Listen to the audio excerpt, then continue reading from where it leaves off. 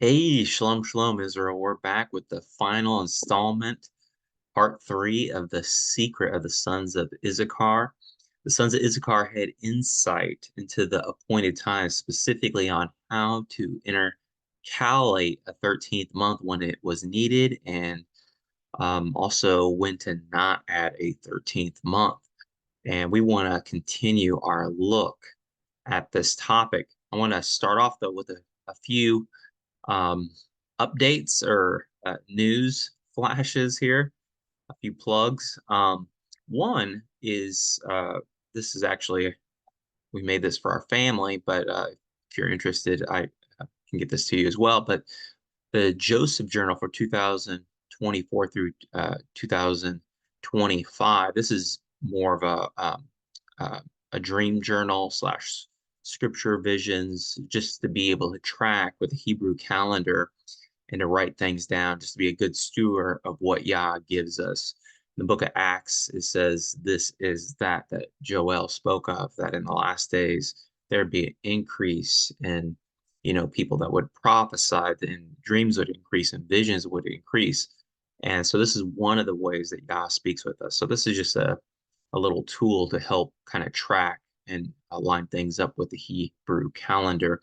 Another thing I want to mention, that if you go to torahcalendar.com, they have a link with this picture, the Sabbath resurrection. If you click on it, they have not only a free booklet that goes over the Sabbath resurrection in detail, but they have these beautiful posters at different sizes. Some are like a page size, some of them are quite big. So this is great for study. Again, this resource is completely free. Also, a lot of people have been asking me, is there a good book that kind of talks about all the appointed times and really highlights Messiah's life and connection to the Moedim? And yes, I do have a book recommendation by Todd Bennett as part of the Walk in the Light series called The Appointed Times. I highly recommend it. Probably read this book, I don't know how many times, but it has um, just yeah, it's sound from the beginning to end. A lot of books out there. Unfortunately, I read them, just open them up, skim through them, and they have so many errors that I just can't recommend them. But Todd also has the understanding of how to intercalate years properly, and just when the feasts are, specifically Passover, and even how to count the Omer and all that. So, and they have a really cool chapter at the end about Messiah's life in the Moedim. So I highly recommend this book if you haven't um, seen it or read it yet. You can go to shemaisrael.net and you can pick that up. So today we are going to be looking at two main insights. One, what is exactly the month of Abiv? And two, we're going to be looking at the crop, and specifically in recent history, since a big part of uh, the spring season is a new life, or this kind of the idea of first fruits. So we want to look at both of these things. Our key verse is in Genesis 1:14, and Elohim said, "Let lights come to be in the expanse of the heavens to separate the day from the night, and let them be for signs, for appointed times, and for days and years." Again, I can't be overstressed that the lights of the heavens, the sun and the moon, are for signs, appointed times, days, and years. Specifically, when referring to years, the sun is critical to understand its role determining the year. You see that crop grows when it's in the presence of light and heat.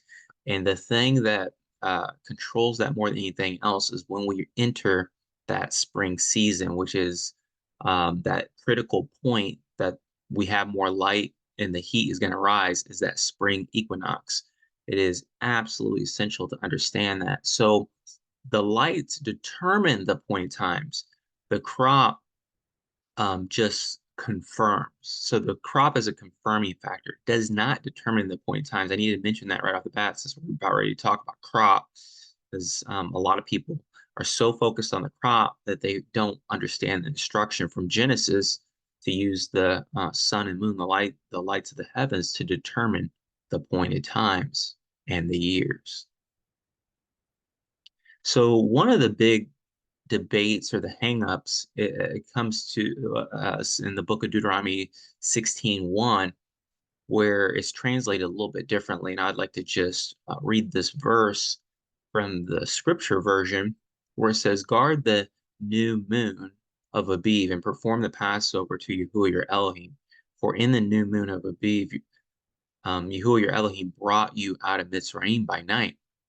Now you may notice I highlighted um, moon in red and kind of italicized. Well, it is italicized in the text, meaning it's actually not there in the text.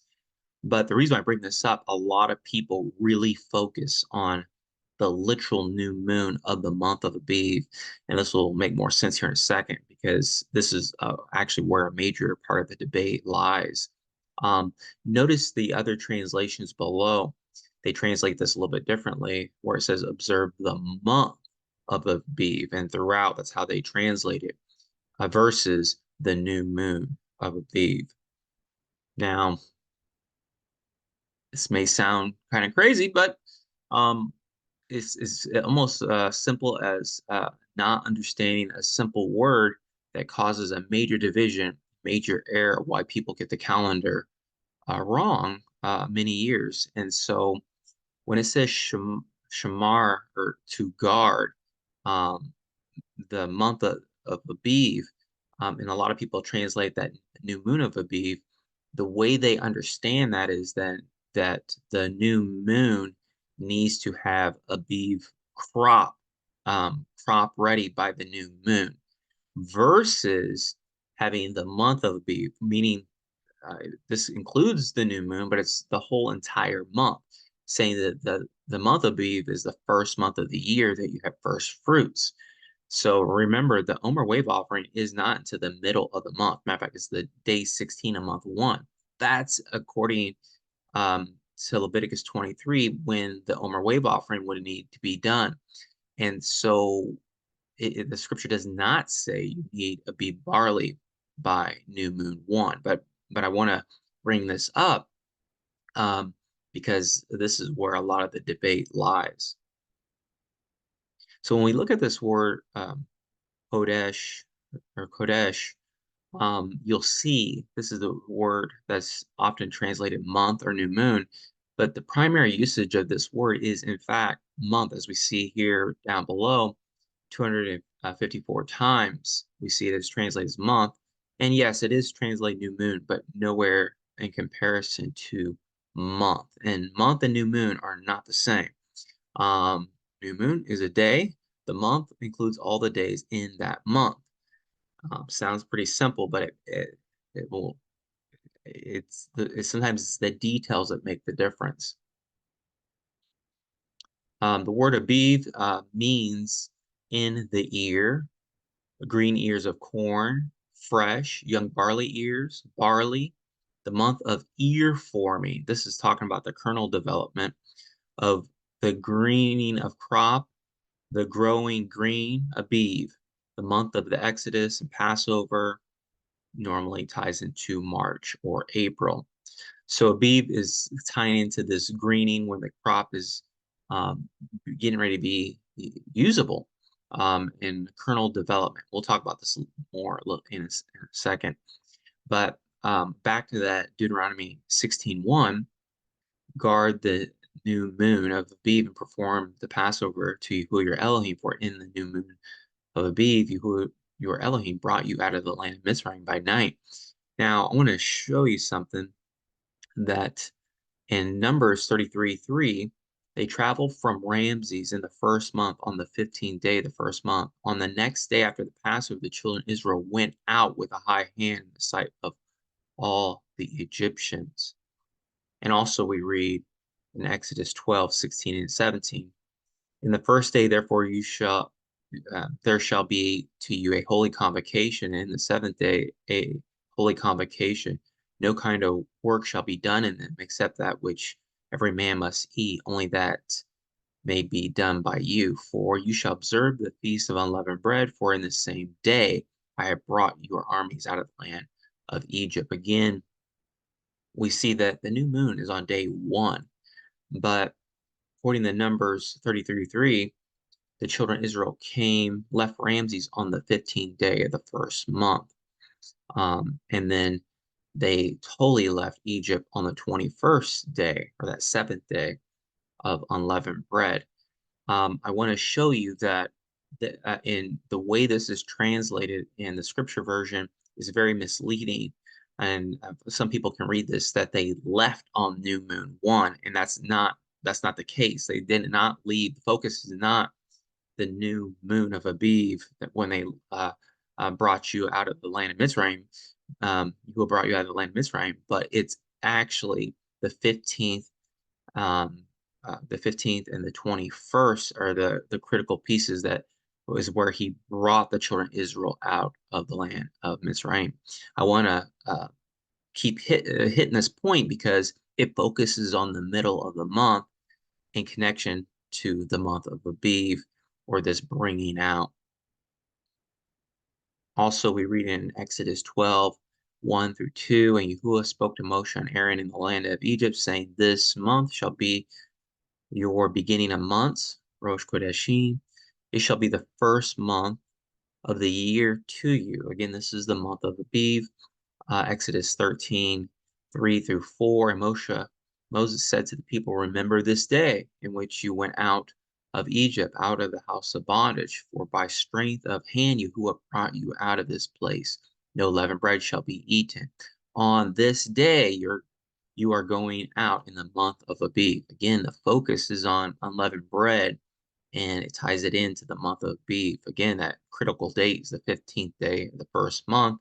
That ties into Exodus 13:10, that keep this ordinance in his season from year to year, referring to the festival of unleavened bread that must be kept in the spring.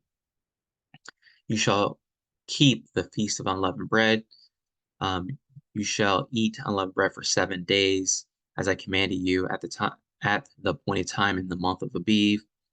This is that Hodesh Abiv.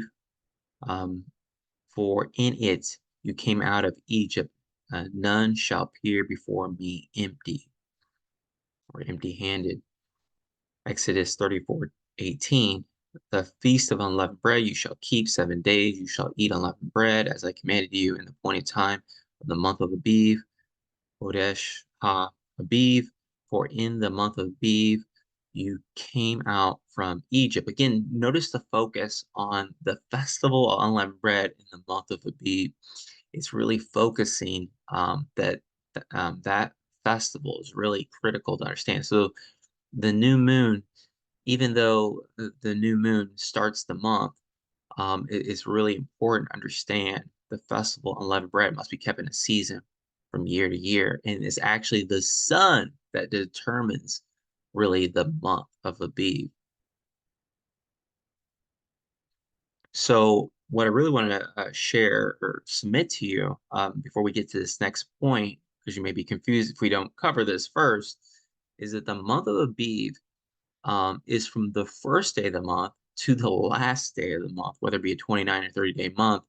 It is known as the first month of the year, Rosh Kodeshim, and it's also the first month when you have first fruits. This is important because a lot of people they'll keep it in the second month, but they won't have first fruits. You're looking for the first month that qualifies according to Exodus 13:10. You shall therefore keep this ordinance, festival of unleavened bread, in its season from year to year. That's spring. We need to find the first month that qualifies for that has first fruits. And this is critically important to understand what we see in the history involving the crop. So let's look at the crop in recent history. Now, in 2008, we see that the equinox landed on the 12th day of the first month. And again, if you know the rule of the equinox, if it lands on day 15 or to the left, that is month 1, which this is not that hard to figure out. This is, yes, definitely month 1. You're going to always have a Abiv barley by the time of the Omer wave offering, day 16 of month 1, when you follow Exodus 13, verse 10. And so, but the issue in 2008 2008, we had 3 calendars, and there were more beyond these. I don't want to just pick on these calendars that got it wrong that year, but I do want to highlight them. The Hillel 2 calendar inserted a 13th month, the Karaite calendar inserted a 13th month, and the Babylonian Persian calendar, since they look for the new moon after the equinox, they did not count month one for month one. They actually had they kept month one the following month. So all three of these, um, there's issues, and we want to look at that specifically the Karaite view, because although there's differences within the Karaite understanding when the crop is Abiv, and that's kind of the problem in the first place. When you use subjective things to determine Yah's appointed times, you're going to have confusion and debate. But we want to focus on their calendar because it has a lot to do with the crop. So we're going to take a look. And actually, before I jump into the Karaite view, there's one other scripture that they tie into Deuteronomy 16:1 to get a certain teaching that we want to look at. So in the year of the Exodus in 1437 BCE, in month one, the equinox landed on day 3. This is important because the seventh plague, which most likely happened in month 12 on the 23rd day of the month, this kind of ties into this Exodus 9:31 through 32 that a lot of times people will bring up. Now the flax and the barley were smitten, for the barley was budding in the head or Abiv, and the flax was flowering, but the wheat and the spelt were not smitten, for they were late crops, so they were not as fully developed at that time. But I want to point out that that the barley was destroyed because it was in that kernel development stage. Now the problem with this is that the Karaites have a certain view of this, and we want to look at this here in a second because even though this encompasses a range, they have a very strict understanding of what Abiv is, and we want to look at this a little bit closer. So um, again, the Exodus 9:31 through 32, um, we need to understand that word Abiv in modern terms. When we look at, like, for example, the Zadok scale, we'll talk about this a little bit more here in a second. One of the stages of development is called the dough development in the kernel. And this has to do with kernel development, basically. And these sub stages or subcategories take some days to fulfill to get to firm dough or hard dough, which would normally be considered the type of Abib barley needed for the Omer wave offering. But nevertheless, I just wanted to show you there's a range here. And we can also see in Leviticus 2:14, when they were doing the grain offerings, we can also see there was a range because every year is going to fluctuate depending on when the equinox lands in the year. If you offer a grain offering of your first fruits to Yahuwah, bring a beef grain parched by fire. I'm going to comment, when you do have the firm dough or the hard dough, the moisture content within that kernel can be anywhere from 30 to 40% moisture, um, where and that makes sense to parch it by fire, or crushed caramel grain for your first fruit offering. The caramel content is normally a little bit less, anywhere from 20 to 25%, and this has entered the ripening phase of the kernel hard, or 91 on the Zadok scale. And so we can see, even in this instruction in Leviticus, that there is a range of moisture content within the kernel that what can be acceptable. And we'll look at this a little bit more. So in 2008, um, the something very interesting happened. We want to look at this, that the Karaites, again, not all of them have the same view on this, but a lot of them believe that when the scriptures talks about Abib barley, that it refers to, in modern terms, hard dough or on the Zadok scale at 87 on the Zadok scale. So when they look at that Exodus 9 and then they understand uh, um, Deuteronomy 16:1 as the month, the new moon of Abiv, and they see that there was Abiv barley in the 12th month in the year of the Exodus, then they conclude that, oh, then we need to have Abiv barley before the new moon. But you're going to always have uh, barley development in the 12th month, because right after the 12th month is the month of Abiv when you're going to have that first fruit. So there's always going to be maturing barley in that 12th month, and it can float in a range.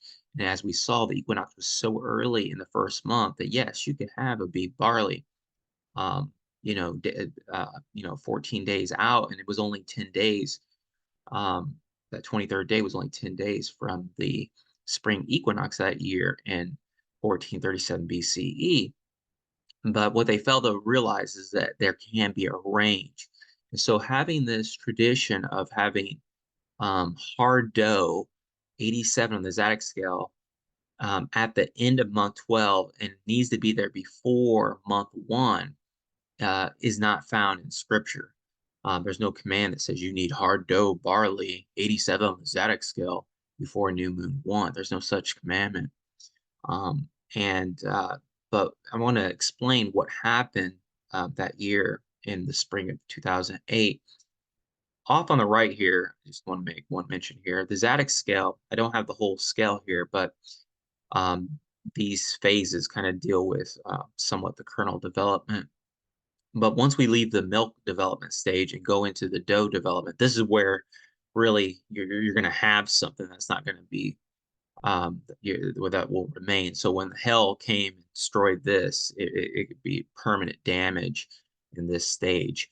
But you can see that is these 4 subcategories of early dough at 83 on the Zadok scale, soft dough at 85 on the Zadok scale, firm dough at 86 on the Zadok scale, and hard dough at 87 on the Zadok scale. And then we got the ripening phase, which is kernel hard at 91, and hard ripening kernel, um, uh, a ripened kernel at 92. Now that cannot be dented with a thumbnail of the 92.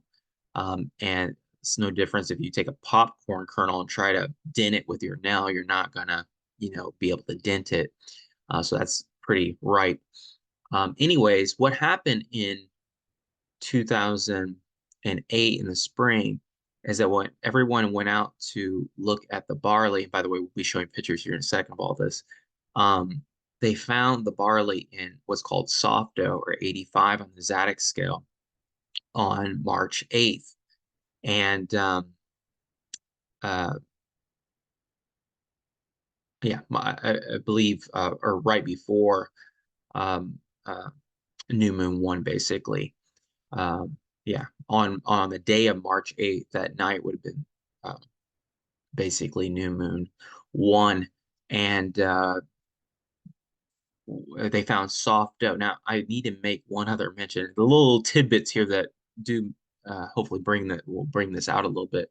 The soft dough stage only lasts 10 days, typically, depending on the temperature and everything. So weather conditions.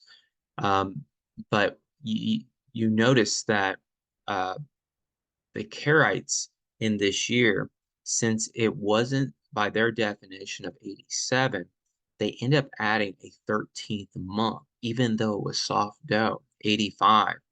Now, if the soft dough stage only lasts 10 days, you're gonna have firm dough and possibly hard dough um, well before the Omer wave offering date of the 16th day of the first month. But nevertheless, they added a 13th month. And this is the problem with using this very subjective man-made tradition of having hard dough barley at the beginning of month 1. And so we're going to see what happened in this year. TorahCalendar.com actually teamed up with Dan Zohar, a crop specialist in the land of Israel, to kind of verify what was going on with the crop that year. So we want to look and see where things were. So at the bottom of the page here, I have the end of month 12 and kind of the red, and then to the right, I have the month one, which is a 30-day month that year. You can see the spring equinox landed on day 12 of month one, and of course, the festival of unleavened bread is on the 15th through the 21st, clearly in the season of spring. And what I want to point out is that even before new moon one, there was already trees blooming. You see these almond trees, um, and many other trees were already blooming even before new moon one, and that should be an indicator as well. Then on the day that I was mentioning earlier, on March 8th, 2008, um, we see that the barley was in fact soft dough, 85 on the Zadig scale. This is where the Karaites decided, since it's not 87, we're going to insert a 13th month. But when we get to day 9, again, this is basically 10 days out from the 29th. Again, that soft dough only lasts 10 days. They already found firm dough and hard dough barley in the land at Israel on March 17th, 2008.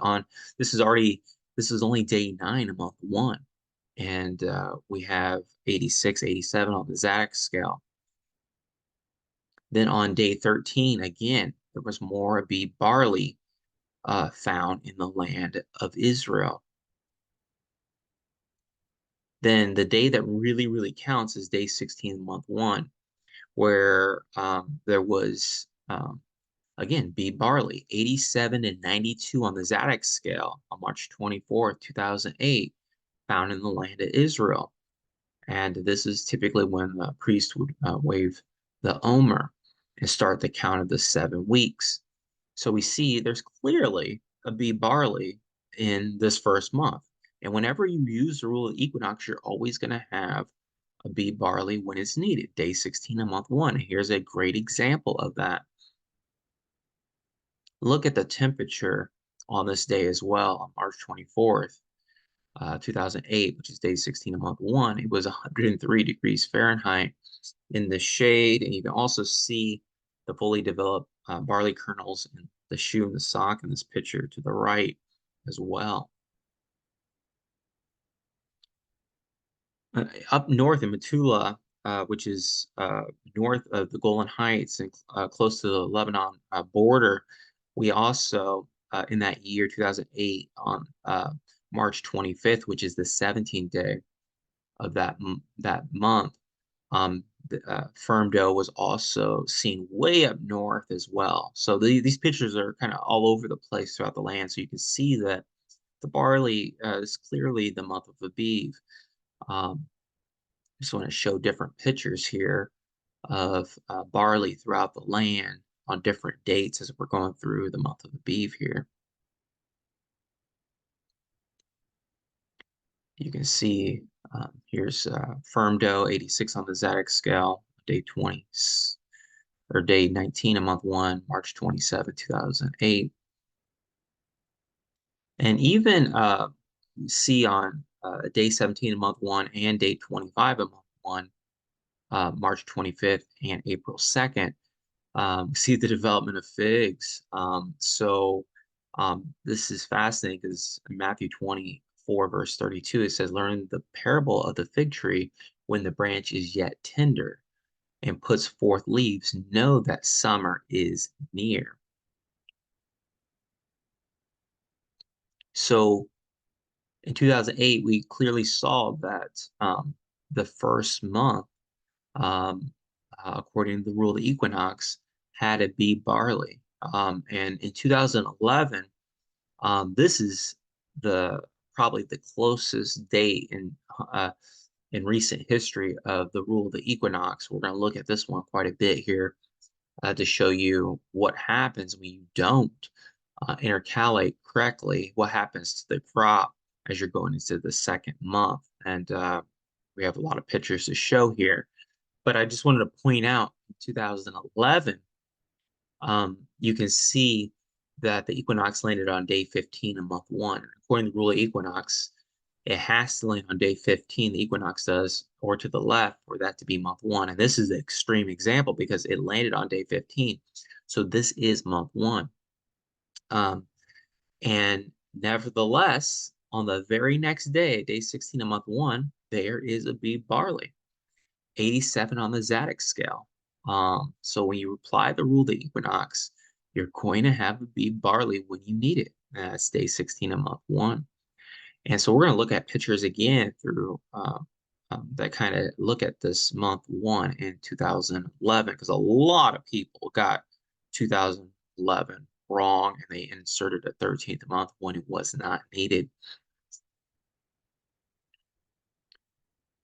Again, we're just going to show some pictures of the crop on March 22nd, 2011, which is equivalent to the 16th day of the first month. Again, we have hard dough barley, 87 on the Zadok scale.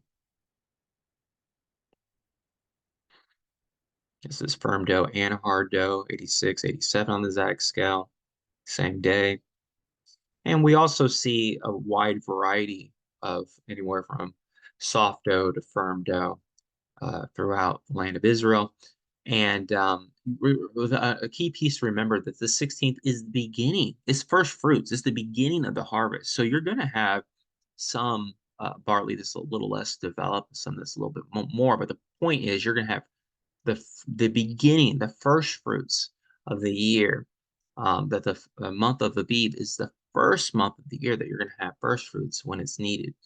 And that's the point. You can see the wild barley. But I want to move to day 28 of month one and notice the barley. It's 94 on the Zadok scale. It's collapsing. It's basically straw dead and collapsing. 94 on the Zadok scale. And this is still month one. And we're going to look at some pictures on this date, this day 28 of month one. Here we have 91 on the Zadok scale, difficult to divide with the thumbnail. And so we have this range of 91 to 94 on the Zadok scale on the 28th day of the first month, which is April 3rd, 2011. 94 on the Zadok scale. Looks like, yeah, straw dead and collapsing. This is what happens when those people, what you need to realize is those who inserted a 13th month still have to wait. We're not even to the next month yet, but they still have to wait all the way. They can't even touch the crop right now because you can't touch the crop into the Omer wave offering. So if they're saying the following month, month two is month one, and they're going to have to wait, 16, and especially the Karaites that don't count the Omer correctly in most cases, they're going to have to even wait longer before they even touch the crop. And there will be no crop left is the point. You're already at 94 on the Zadok scale. So this is what happens when you don't intercalate the calendar properly. You end up with no first fruits. And one of the commandments we looked at in lesson one was do not delay the first fruits. It's Exodus 22, verse 29. So this is 91 on the Zadok scale, same day. 92 on the Zadok scale, same day. 93 on the Zadok scale.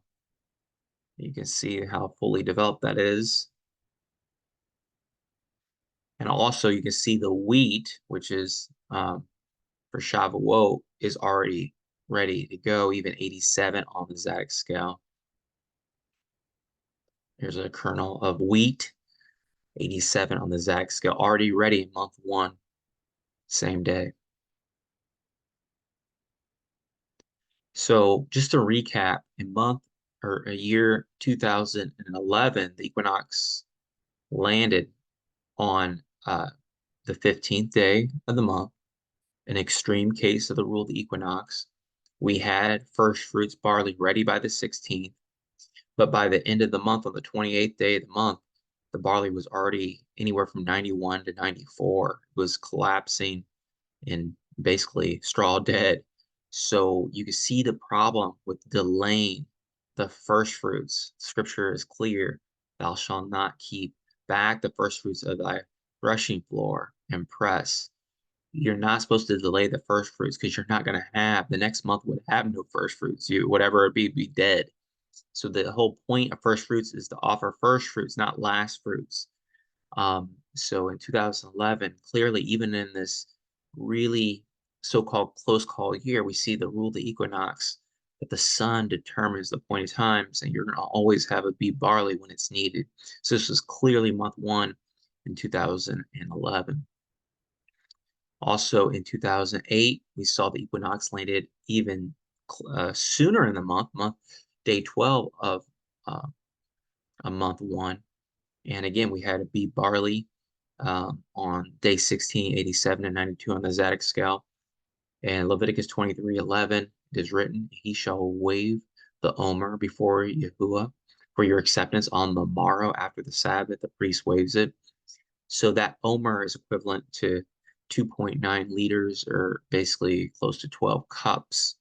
So it's not a ton of barley that's needed by that Omer wave offering, but it's supposed to be the beginning of first fruits. And then the harvest commences, and more will come in as you're going from there. But if you wait too long, you're going to have none left. So as we enter this year, the equinox is even earlier. Again, in 2008, or let me back up here just a second. I want to see something.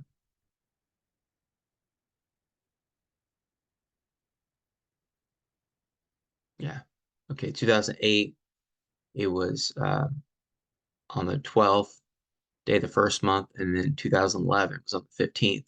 So in 2024, we're even closer yet. We're on day 9 of month one for the equinox. So this is not even a close call, is what I'm trying to say. That we're, of course, going to have beet barley by the 16th day. And this is when we're instructed by Deuteronomy 16:9, count 7 weeks for yourself. Begin to count 7 weeks from the time you put the sickle to the grain. Also, this reminds me of the parable of in Mark 4:26 through 29, when Yahusha uh, said, he said, the reign of Elohim is as when a man scatters seed on the ground. Then he sleeps by night and rises by day, and while the seed sprouts and grows, he himself does not know how, for the soil yields crops by itself, first the blade, then the head, and after that the completed grain in the head. And when the crop is ready, immediately he puts in the sickle, because the harvest has come. So when the first fruits are ready, the sickle is put to the grain. And that's what happens on day 16 of month one.